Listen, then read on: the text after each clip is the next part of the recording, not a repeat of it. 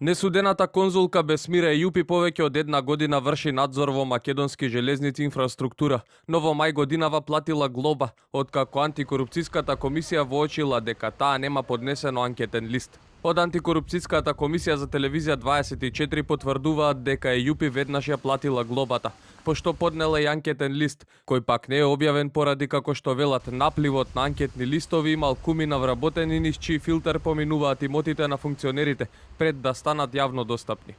Во меѓувреме од Министерството за надворешни работи се уште молчат. Дали Ејупи е ново вработена во одделот за правни работи, но и дали имало конкурс, колкумина се пријавиле и со кои бодови несудената конзулка била онаа која ги победила останатите кандидати. Токму овие прашања ќе бидат дел од документите кои антикорупционерите ќе ги побараат од Министерството со кое раководи Бујар Османи, за да проверат дали има евентуално влијание при вработувањето. И додека обвинителството ги проверува наводите за тоа дали има елементи кривично да се гонат поранешниот државен правобранител Фехми Стафа, но и градоначалниците на Сарај, Чаир, Петровец и Брвеница, Блерим Беџети, Висар Ганију, Борче Митовски и Енвер Пајазити, за нејзините хонорари вредни 12.000 евра, Ејупи годинава продолжила да добива државни пари, над 1000 евра од општината Сарај, над 1600 евра од државното правобранителство, но и два пати по 9000 денари од општината Чаир.